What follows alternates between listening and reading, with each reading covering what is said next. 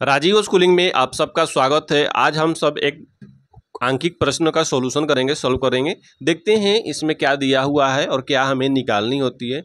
आंकिक प्रश्न फिजिक्स के सॉल्व करने से पहले मैं आपको बताना चाहूँगा कि आप क्वेश्चन को अच्छे तरह से पढ़ें, रीड आउट करें क्वेश्चन को कि क्या दिया हुआ है।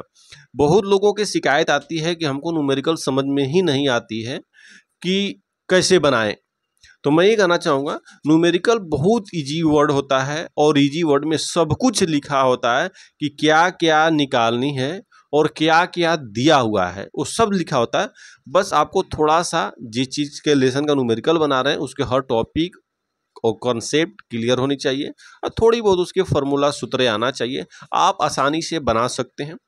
फिर भी यदि आपको कोई इशू होता है तो मैं एक बार यह न्यूमेरिकल बता रहे हैं, अगर यह न्यूमेरिकल आप थोड़ा से ध्यान देंगे समझ जाएंगे और इसके बाद आपको फिर कोई न्यूमेरिकल में प्रॉब्लम नहीं होगा। चलिए स्टार्ट करते हैं। लिखा हुआ है विरामा अवस्था से। विरामा अवस्था से मतलब कि कोई भी वस्तु क्यों नहीं, विरामा अवस्था से राहुल अपनी साइकिल को चलाना शुरू करता है। राहुल है, राहुल क्या कर रहा है कि विरामा अवस्था में है, विराम कर रहा है, मतलब कि कुछ भी चल उल नहीं रहा है। तो विरामा अवस्था से राहुल अपना साइकिल को चलाना शुरू करता है, मतलब कि उसकी जो प्रारंभिक चाल थी, यू जो थी वो 0 था, क्योंकि राहुल विरामा अवस्था में था, साइकिल चला नहीं रहा था, वहां से अब शुरू कर रहा। लिखा हुआ साफ साफ लिखा हुआ है, विरामावस्था से राहुल अपनी साइकिल को चलाना शुरू करता है। कोई राहुल नाम का व्यक्ति है जो विराम कर रहा है, आराम से विश्राम कर रहा है, उसके बाद वो साइकिल चलाना शुरू करता है। यानी साइकिल चलाने से पहले राहुल का कोई भी वेग नहीं था, इसलिए राहुल का जो प्रारंभिक वेग होगा वह 0 होगा। प्रारंभिक वेग को हमेशा u से प्रदर्शित करते हैं और वेग का एसआई मात्रक हमेशा मीटर प्रति सेकेंड होता है। चाहे वह प्रारंभिक वेग हो या अंतिम वेग हो या औसत चाल हो या औसत वेग हो या चाल हो, इन सबका एसआई मात्रक मीटर प्रति सेकेंड है। किसका? चाल का, औसत चाल का, वेग का, औसत वेग का, प्रारंभिक वेग का, अंतिम वेग का, माने जो भी वेग हो या चाल हो सबका एसआई मात्रक मीटर प्रति सेकेंड। अब ये लिख लिए, विरामावस्था से राहुल साइकिल को चलाना शुरू करता है। शुरू हम लोगों ने भी कर दिया, विरामावस्था दिखा दिया है कि 0 है। कहीं भी विरामावस्था आए तो आप आंख बंद करके u0 लिख दीजिए। और 30 सेकेंड में 6 मीटर प्रति सेकेंड का वेग प्राप्त कर लेता है। 30 सेकेंड जब साइकिल चलाता है, साइकिल कितना समय चलाता है? 30 सेकेंड चलाता है। तो लिख दिए t बराबर 30 सेकेंड, बिल्कुल सही।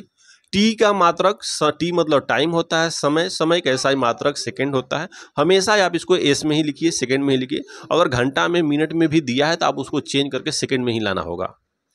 अब देखिए 30 सेकंड में 6 मीटर प्रति सेकंड का वेग प्राप्त कर लेता है। वेग प्राप्त कर लिया कितना? 6 मीटर प्रति सेकंड का, मतलब कि ये हमारा जो v होगा वो 6 मीटर प्रति सेकेंड हो गया। देखिए वेग आया, इसका मात्रक हम लिख दिए मीटर प्रति सेकेंड, अभी यहाँ पर बताए थे। वेग का हो गया 6 मीटर प्रति सेकेंड। वेग किसे कहते हैं? वेग किसे कहते हैं? वेग जो होता है किसी वस्तु द्वारा एकांक समय में एक निश्चित दिशा में चली गई दूरी को वेग कहते हैं। वेग किसे कहते हैं? किसी गतिमान वस्तु द्वारा एक निश्चित दिशा में चली गई दूरी को वेग कहते हैं। वेग बराबर होता है विस्थापन बटा में समय। क्या होता है? विस्थापन बटा में समय। और वेग का एसआई मात्रक क्या होता है? मीटर प्रति सेकेंड। वेग को v से प्रदर्शित करते हैं। अब देखिए वह इस प्रकार से ब्रेक लगाता है, वह इस प्रकार से ब्रेक लगाता है कि साइकिल का वेग अगले 5 सेकेंड में, साइकिल का वेग क्या कहता है? अगले 5 सेकेंड में, यानी t बराबर 5 सेकेंड। भाई ये तो दिया है, अगले 5 सेकेंड में, 5 सेकेंड, देखिए सेकेंड है, सेकेंड किसका मात्रक होता है? टाइम का, लिख दिए। वैसे भी नहीं पता चलता है तो आप देखिए वो साइकिल का वेग अगले 5 सेकेंड में कम हो जाता है, यानी सेकेंड दिया है 5 सेकेंड, सेकेंड किसका मात्रक है? तो टाइम का, तो टाइम को टी से प्रदर्शित करते हैं, टी बराबर 5 सेकेंड लिख दिया। कम हो जाता है, कम होकर 4 मीटर प्रति सेकेंड का हो जाता है। मतलब कि हल्का से ब्रेक लगाया और उसका वेग क्या होगा, 4 मीटर प्रति सेकेंड, यानी v बराबर क्या होगा, 4 मीटर प्रति सेकेंड हो गया। लेकिन ये 4 मीटर प्रति सेकेंड हुआ ना, इसके पहले उसका वेग कितना स्पीड से गाड़ी चला रहा था। देखिए पहले तो उसने क्या किया, बैठा था, विरामावस्था में था, उसके बाद कुछ नहीं काम करता, फिर गाड़ी चलाना स्टार्ट किया, साइकिल को चला रहा है। 30 सेकेंड जब चलाया तो उसका स्पीड हो गया 6 मीटर प्रति सेकेंड। अब साइकिल इसी स्पीड से दौड़ रही है, दनादन दनादन दनादन दौड़ रही है भाई 6 मीटर प्रति सेकेंड से। उसके बाद रास्ते में कुछ समय आता है तो ब्रेक लगाता है, ब्रेक लगाता है तो उसका स्पीड कम हो जाती है, और स्पीड कम हो गया तो 4 मीटर, कम होने से पहले उसका वेग कितना था, 6 मीटर प्रति सेकेंड।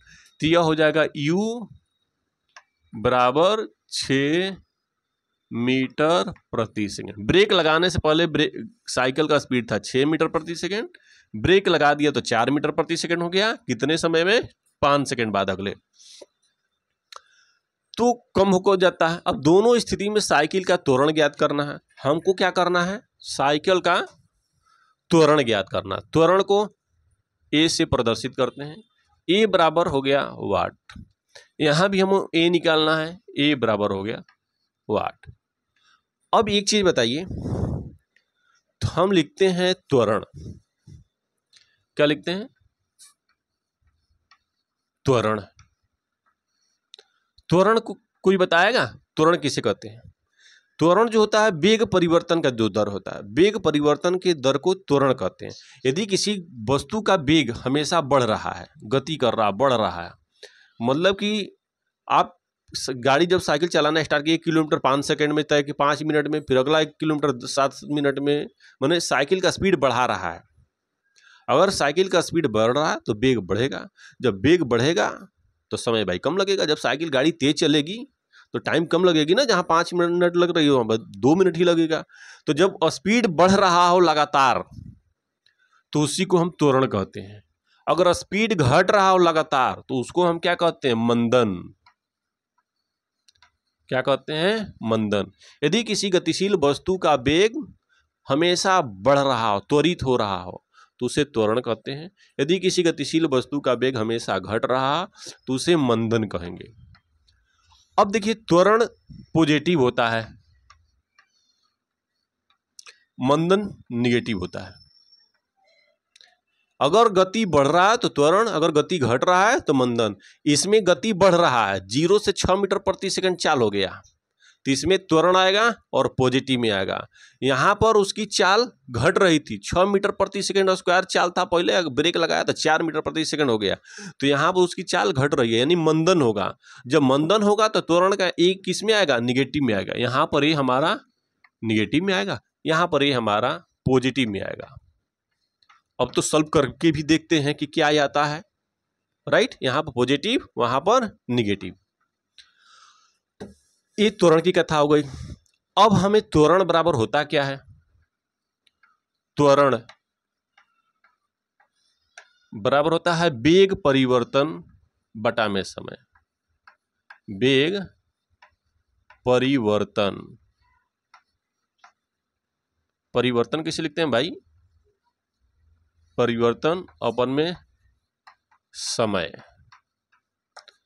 अब इसको वर्ड में अगर छोड़कर लेटर में लिखाएं, त्वरण को ऐसे प्रदर्शित करते हैं, वेग परिवर्तन मतलब कि अंतिम वेग v माइनस प्रारंभिक वेग u अपन में समय t।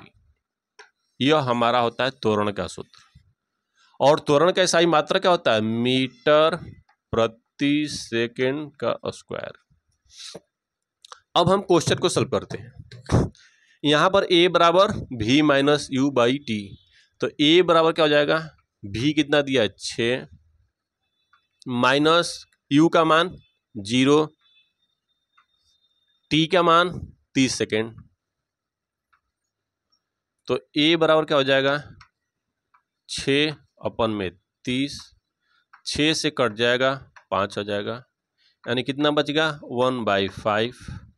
1 में 5 से भाग देंगे तो a बराबर हो जाएगा 0.2 मीटर प्रति सेकेंड स्क्वायर। ये हमारा a का निकल गया। देखिए किस में आया है, पॉजिटिव में आया है। हम पहले बताए थे कि अगर गति वस्तु का वेग बढ़ रहा है तो उसका त्वरण धनात्मक होता है। देखिए धनात्मक आया, त्वरण का मात्रक मीटर प्रति सेकंड स्क्वायर, हमने लिख दिया मीटर प्रति सेकंड स्क्वायर। अब इसको हम देखते हैं।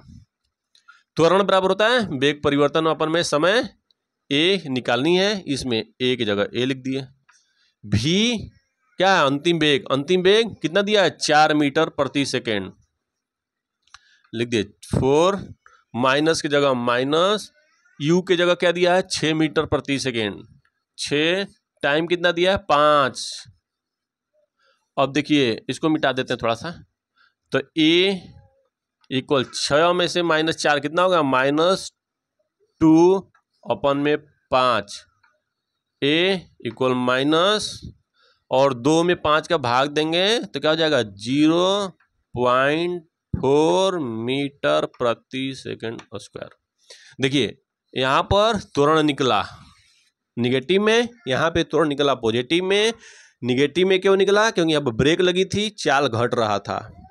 चाल घट रहा था तो वेग त्वरण ऋणात्मक होता है और उस त्वरण को मंदन कहते हैं, रिटार्डेशंस। यहाँ पर त्वरण धनात्मक हो रहा हुआ क्योंकि यहाँ पर साइकिल की चाल बढ़ रही थी। ये हमारा इन सब क्या था, बीच का ये तो डिफिनीशन था, समझना जाती। तो हमारा एक आंसर यह हो गया, एक आंसर। इसमें किसी को डाउट कुछ पूछना हो तो आप बोलें। धन्यवाद। यदि अभी तक आपने इस चैनल को सब्सक्राइब न किया हो तो सब्सक्राइब कर लें। राजीव स्कूलिंग में अपना कीमती समय देने के लिए धन्यवाद। आप सबका दिन शुभ।